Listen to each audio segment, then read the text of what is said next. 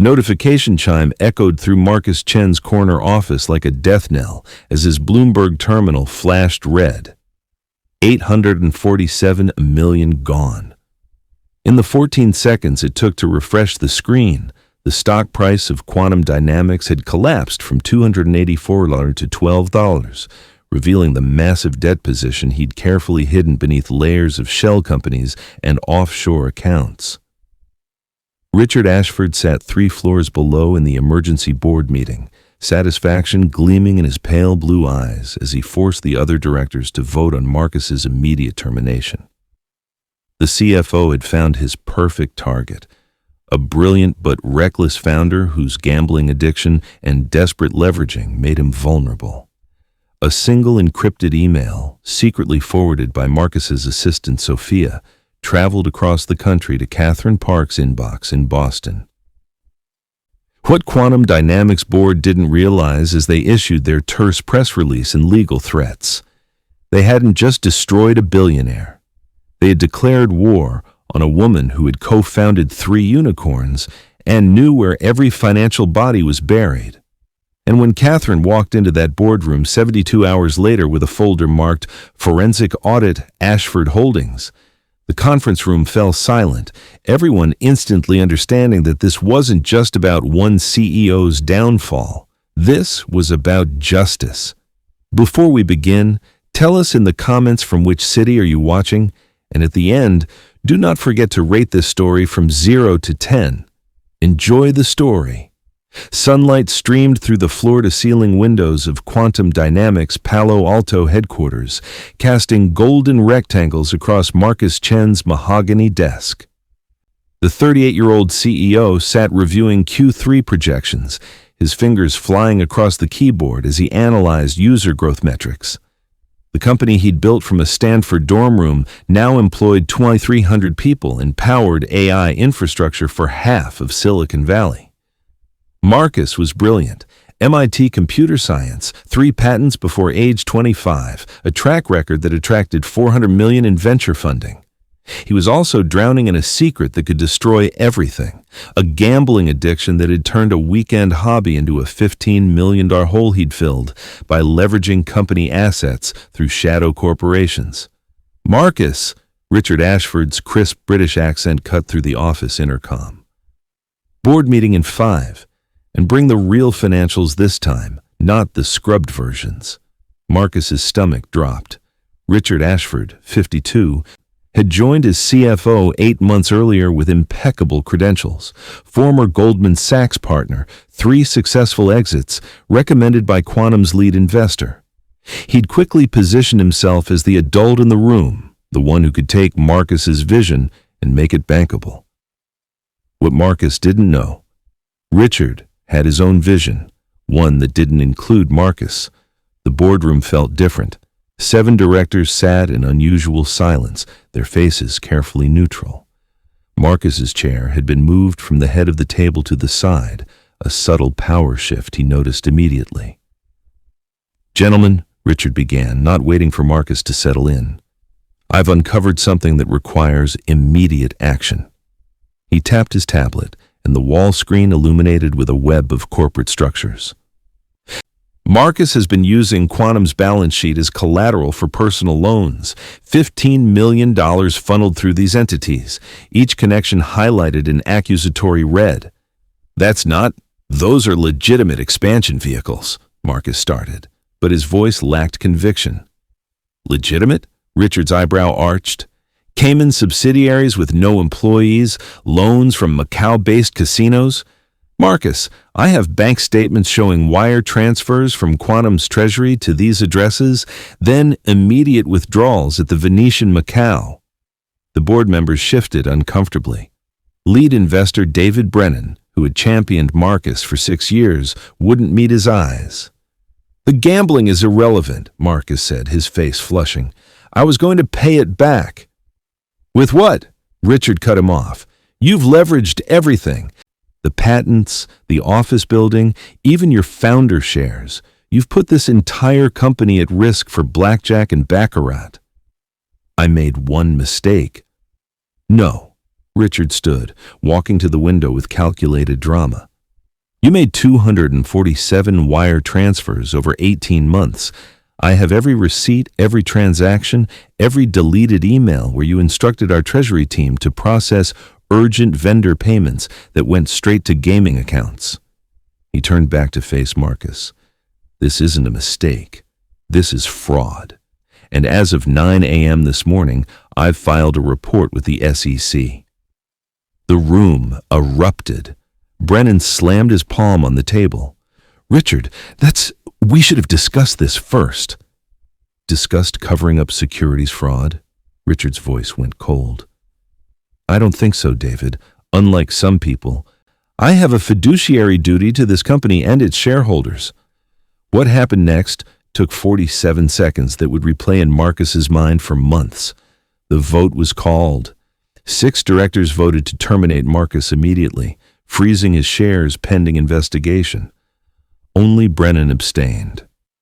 "Security will escort you out," Richard said, already signaling the guards waiting outside. "Take nothing but personal items. Your computer, phone, and access cards remain company property."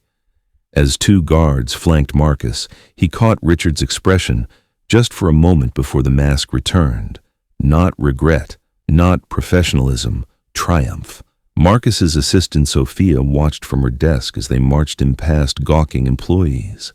She pulled out her phone and made a choice. The encrypted email with subject line "Urgent Catherine" contained 3 attachments: the board meeting recording she'd captured, a file marked "Ashford background, confidential," and a note that read, "It's worse than he told them. Call me." By 6 p.m., Quantum stock had cratered.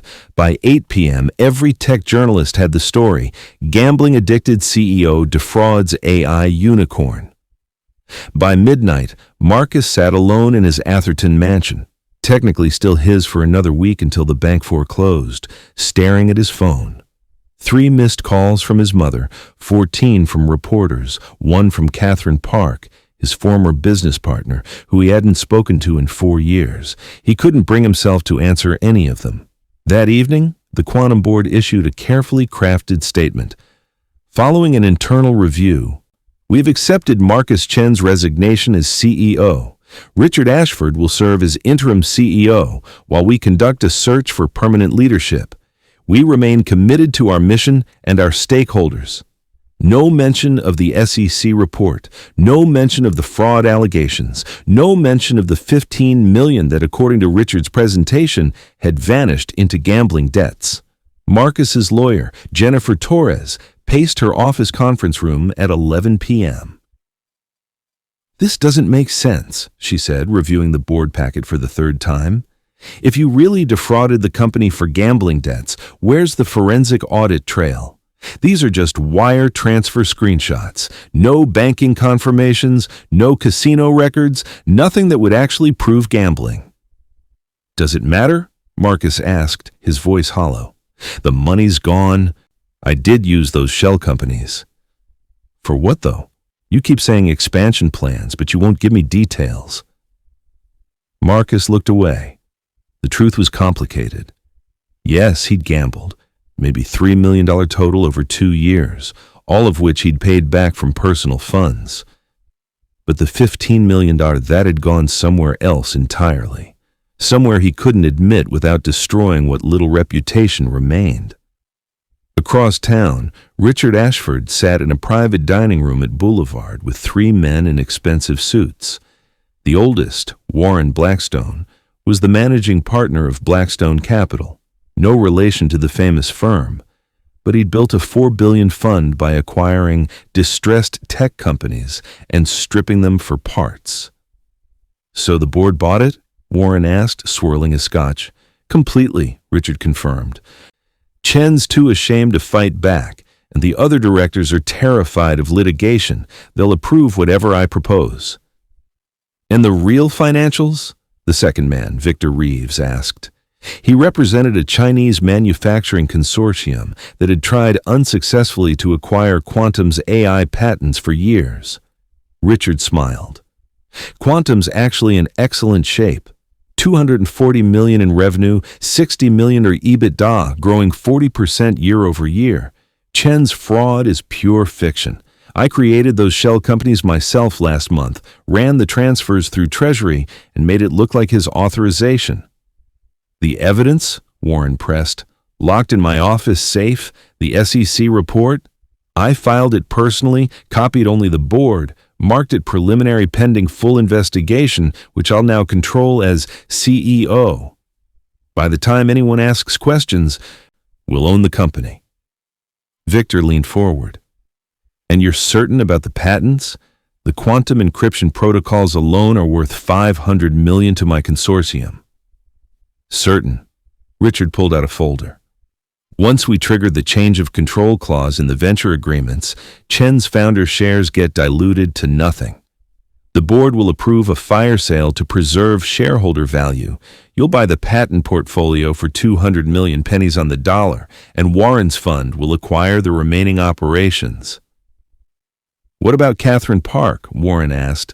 She co-founded the company with Chen. She has board observer rights. Richard waved dismissively. She's in Boston running her new venture fund. She and Chen had a falling out 4 years ago, some dispute over equity splits. She hasn't attended a board meeting in 2 years. She's not a factor. What Richard didn't know, couldn't know, was that at that exact moment, Catherine Park was listening to every word. Sophia, Marcus's assistant, hadn't just sent an email. She'd given Catherine something far more valuable. Richard's lunch schedule and the name of his favorite restaurant. The private dining room's malfunctioning thermostat had been fixed that morning by a technician who'd left something extra behind. Catherine sat in her Beacon Hill brownstone, the recording playing through her noise-canceling headphones for the second time. Her face showed no emotion, but her fingers flew across her keyboard, pulling up financial databases, corporate records, SEC filings. She'd co-founded Quantum with Marcus in 2015, back when it was just an idea and 2 maxed-out credit cards. They'd been Stanford grad students, both brilliant, both hungry. The company had been her life for 5 years until the fight, a vicious dispute over hiring Marcus's college friend as CTO over her objection. She'd taken her equity and left, using it to start her own fund. She hadn't spoken to Marcus in 4 years, hadn't even thought about him in 2. But listening to Richard Ashford plot to steal the company they'd built, that was different. Catherine made 3 phone calls. The first to Marcus, no answer. The second to Sophia, answered immediately. The third to someone Marcus had never met, someone Catherine had sworn she'd never need to call. Detective Sarah Kim of the FBI's Securities Fraud Division, who happened to be Catherine's former college roommate. Sarah, Catherine said when the line connected. Remember that favor you said I could call in any time? I'm calling it in. Marcus was 3 whiskeys into what he'd planned as a full bottle when his doorbell rang at 1:47 a.m. He ignored it. It rang again and again. Finally, his phone buzzed with a text from an unknown number. Open the door, or I'll have Sophia use her key. Your neighbors are already concerned.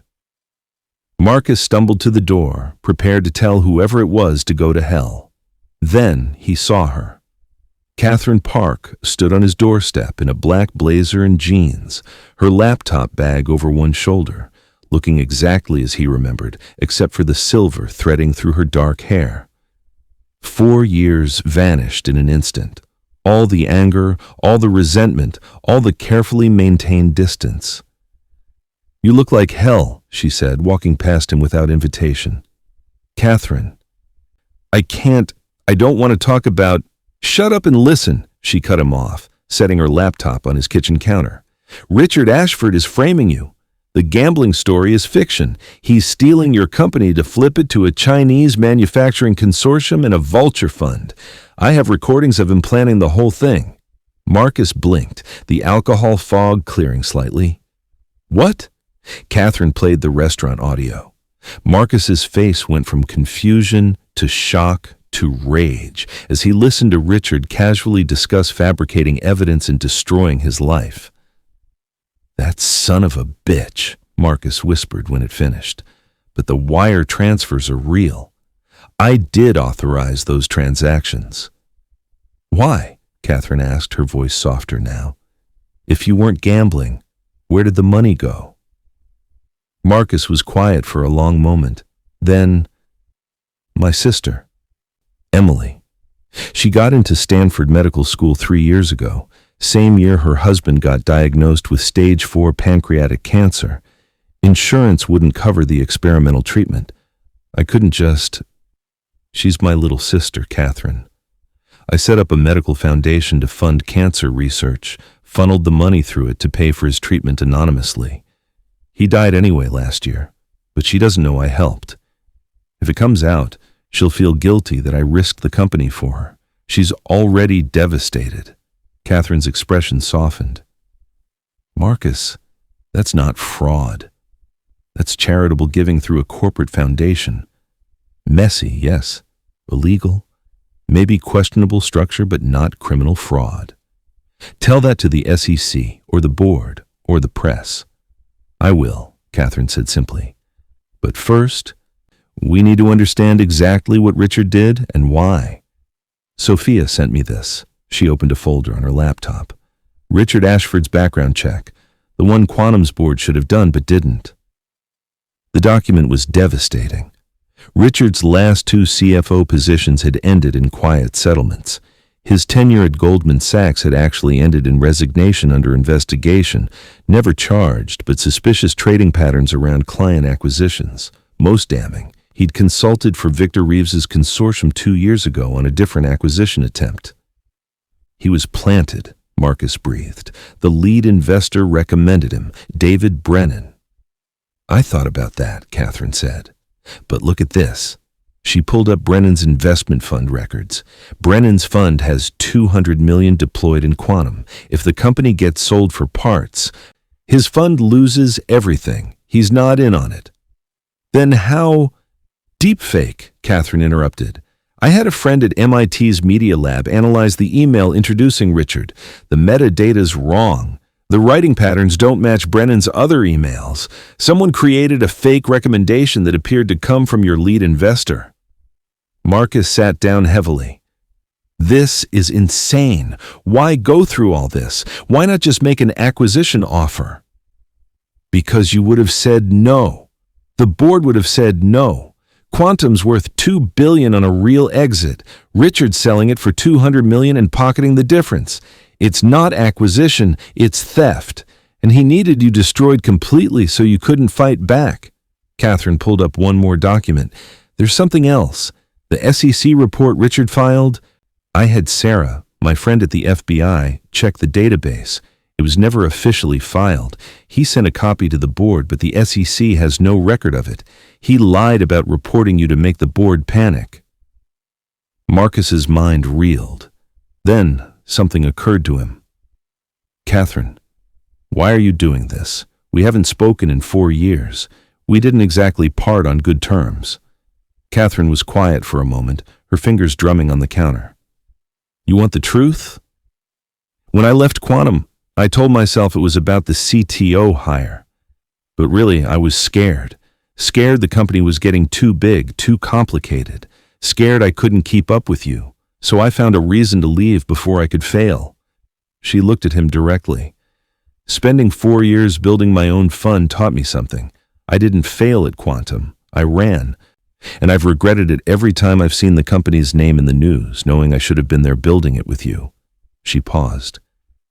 I can't fix the past 4 years, but I can fix this. We can fix this. Marcus felt something shift in his chest. Hope, maybe. Or just less crushing despair. What do we do? Catherine smiled, and Marcus recognized it. The same smile she'd worn when they'd pitched their first investor, when they'd landed their first major contract, when they'd been a team. We do what we do best. We build. But instead of building a product, we're building a case. And Richard Ashford is going to wish he'd never heard the name Quantum Dynamics. She opened her laptop. First, we need to document everything. Sarah's getting me a warrant for Richard's communications based on the restaurant recording. Fruit of the poisonous tree won't apply since I obtained it legally through my own surveillance of a public space. Second, we need to find out who else is involved. 3 people plotting a scheme this elaborate? There are more. How long do we have? Marcus asked.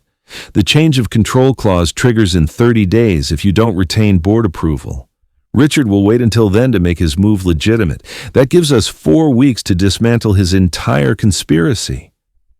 Catherine pulled out her phone. I'm calling an emergency board meeting for Monday. You're going to walk in with me, and we're going to start asking questions Richard doesn't want asked. They voted me out. I can't just show up. You're still a shareholder pending the investigation's conclusion, and I still have observer rights. We're going to observe the hell out of this.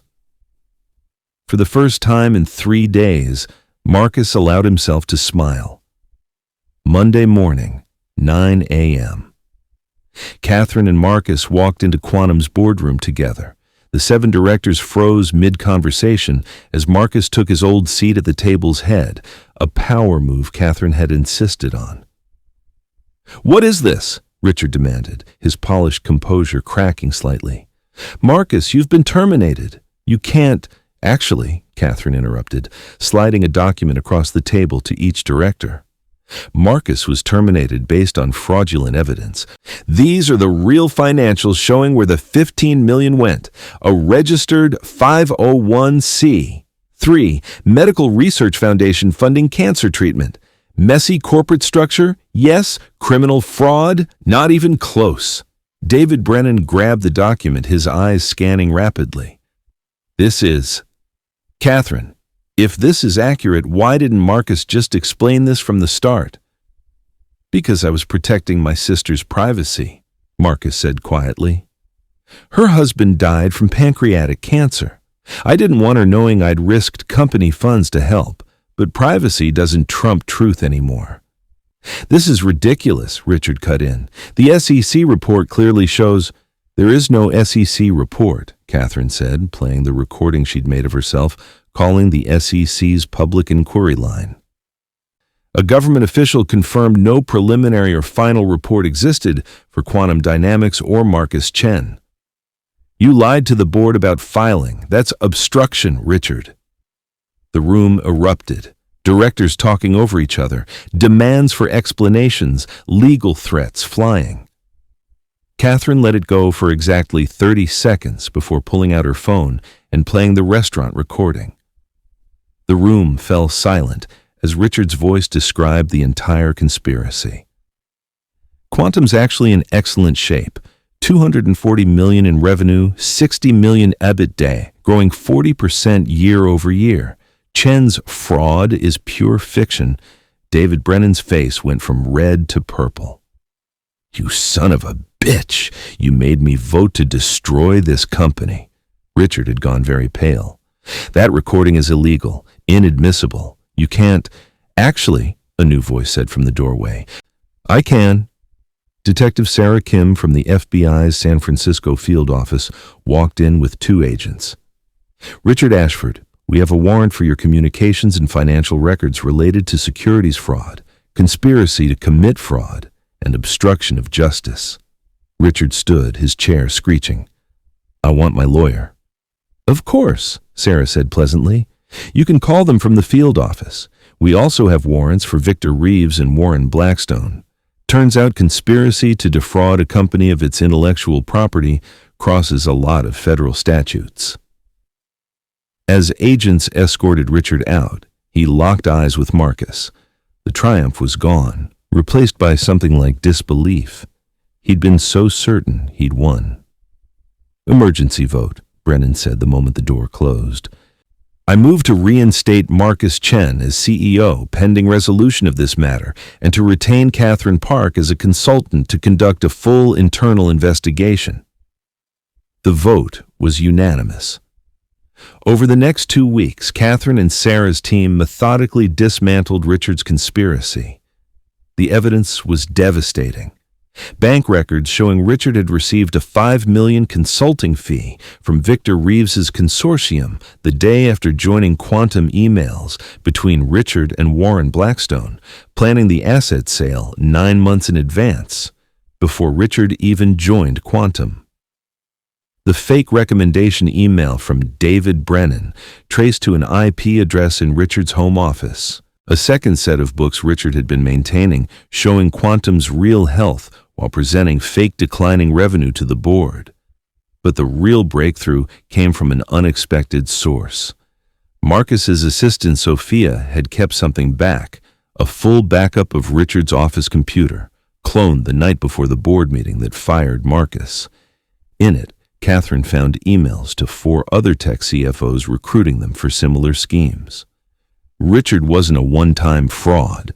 He was running a systematic operation to infiltrate high-value startups, manufacture crises, and sell them to competitors or vulture funds.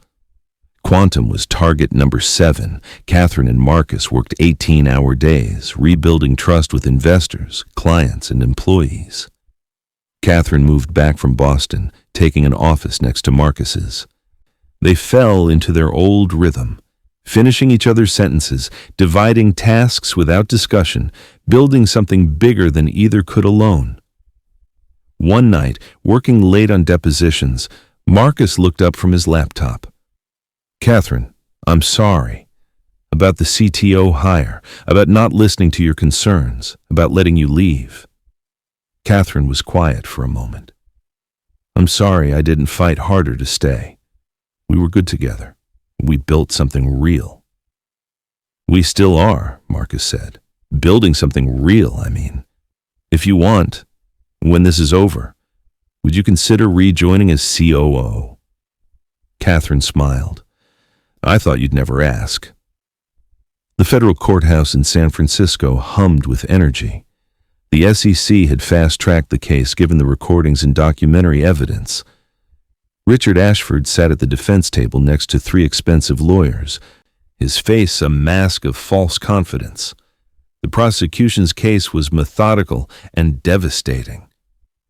Catherine testified for 4 hours, walking the jury through every piece of evidence with the clarity she'd once used to pitch investors. "Mr. Ashford joined Quantum Dynamics on February 14th of this year," she explained, pointing to a timeline projected on screens throughout the courtroom. On February 15th, less than 24 hours later, he initiated the first wire transfer to the shell companies he later claimed Mr. Chen had created for gambling. The creation dates on these corporate entities? February 10th, 4 days before he even joined Quantum. She pulled up another slide. Mr. Ashford had access to all of Quantum's financial systems. He created phantom transactions, backdated authorizations using Mr. Chen's digital signature, and built an elaborate fiction that Mr. Chen was stealing from the company. Why? Because he'd already sold the company's patents to a Chinese consortium for $200 million plus a personal payment of $15 million. The defense attorney, a shark named Gerald Moss, tried to poke holes. "Ms. Park, isn't it true that you and Mr. Chen had a falling out 4 years ago? That you left the company acrimoniously?" "Yes," Catherine answered simply.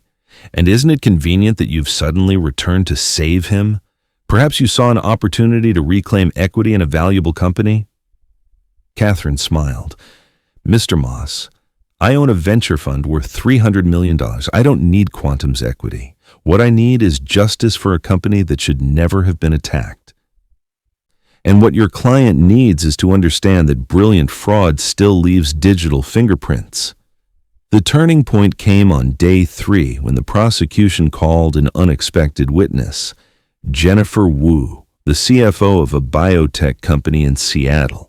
She was Richard's 6th target, one Catherine had found in his emails. "Mr. Ashford approached me last year," Jennifer testified, her voice shaking slightly. "He said he could help our company get acquired. He just needed to join as interim CFO, create a minor crisis to lower our valuation, and then introduce us to buyers. He promised me a $2 million finder's fee." "What did you do?" the prosecutor asked. "I reported him to the SEC and hired security to make sure he never got near our books." The courtroom buzzed. Richard's lawyers scrambled to respond, but the damage was done. This wasn't one angry CEO with a vendetta. This was a pattern. On day 5, Marcus took the stand. The The prosecutor led him through his story. The sister's medical bills, the foundation he'd created, the choice to hide it to protect her privacy. Gerald Moss attacked immediately. Mr. Chen, you admit you created shell companies and funneled company money through them without board approval?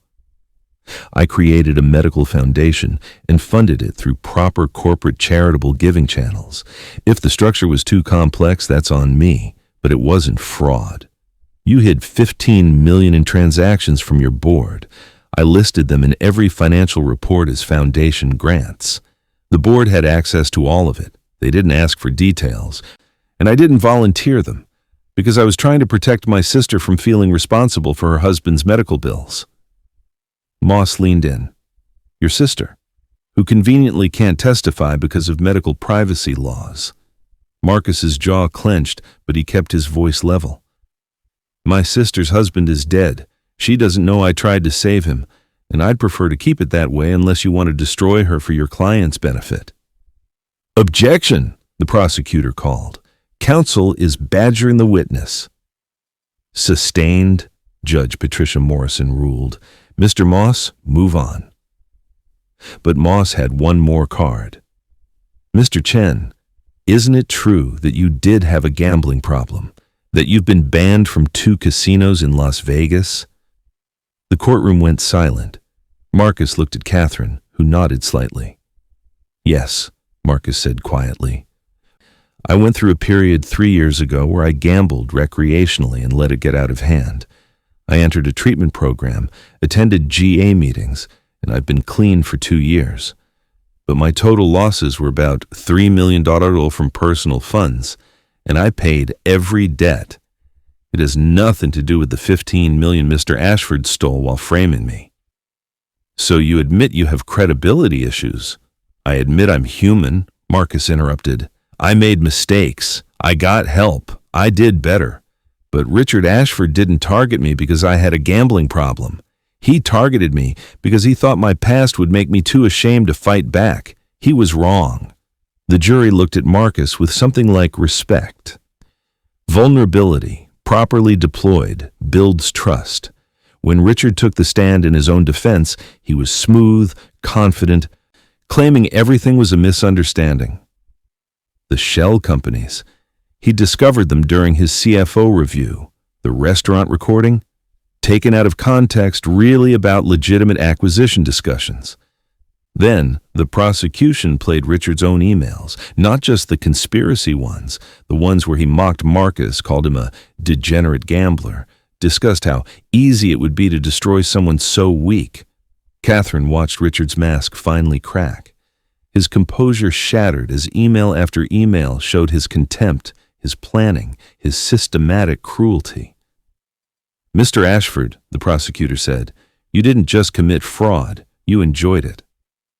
Richard had no answer. The jury deliberated for 6 hours. When they returned, the forewoman's voice was steady. On the count of securities fraud, we find the defendant Richard Ashford guilty. On the count of conspiracy to commit fraud, guilty. On the count of obstruction of justice, guilty. 8 counts, 8 guilty verdicts.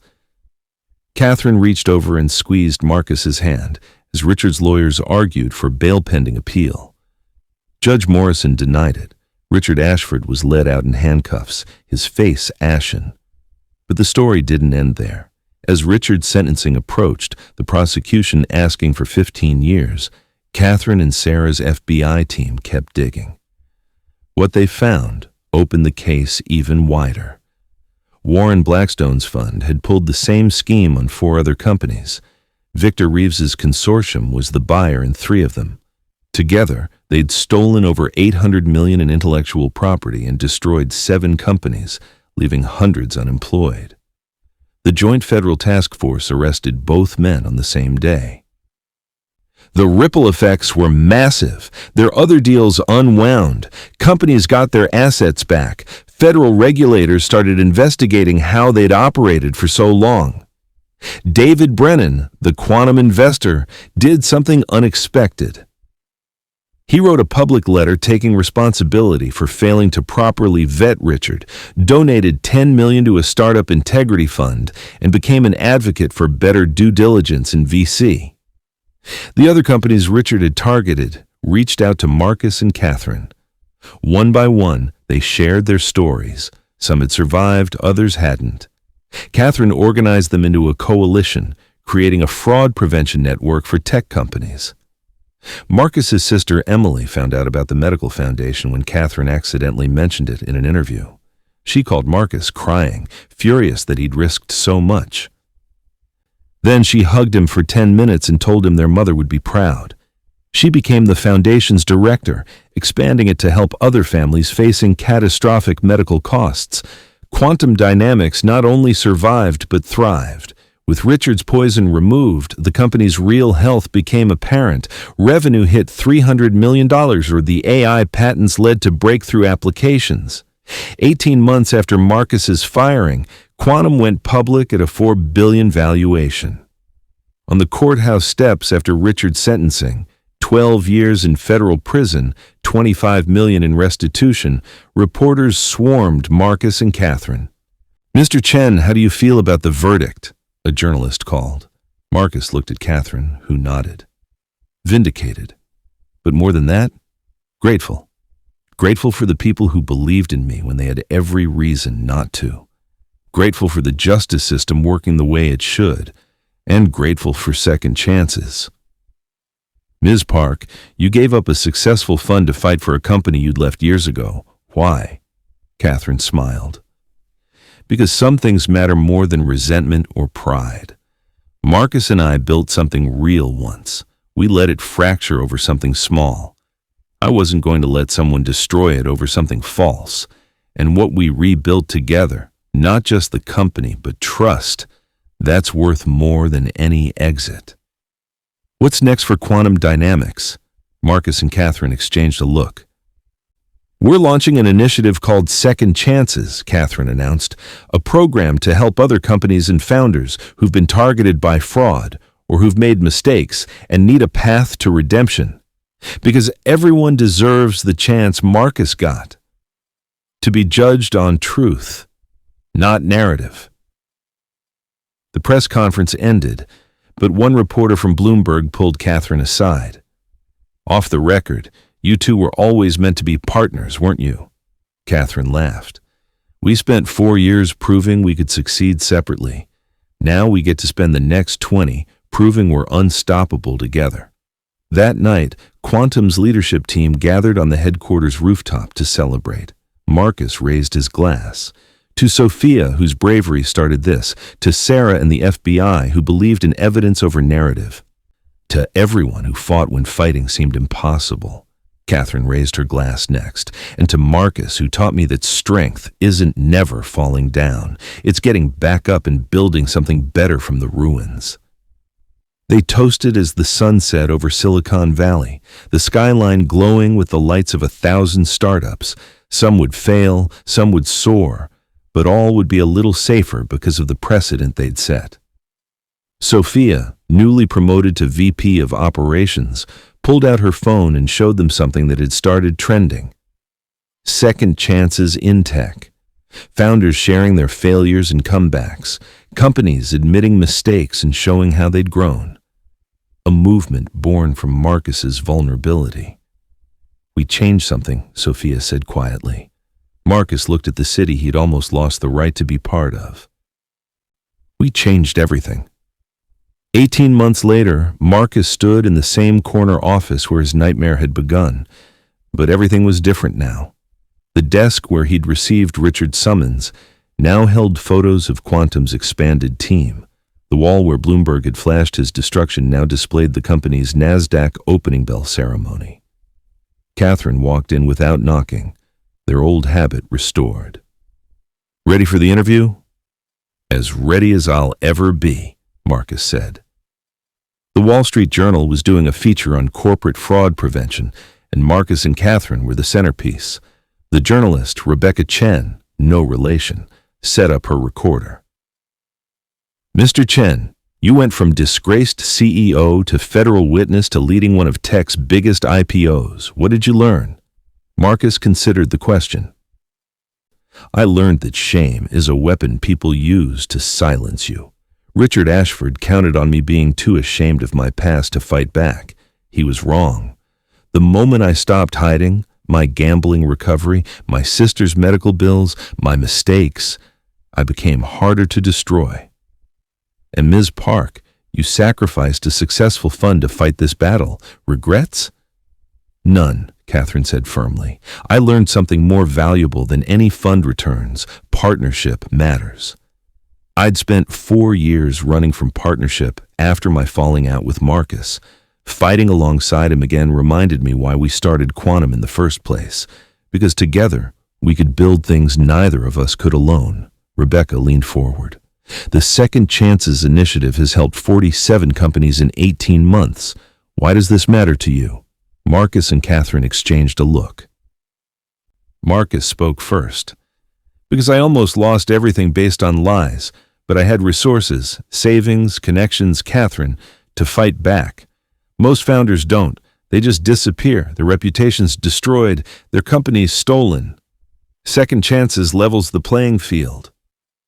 We're building a database of fraud patterns, Catherine added, teaching companies red flags to watch for, connecting targeted founders with legal resources. We can't stop all fraud, but we can stop fraudsters from using the same playbook repeatedly.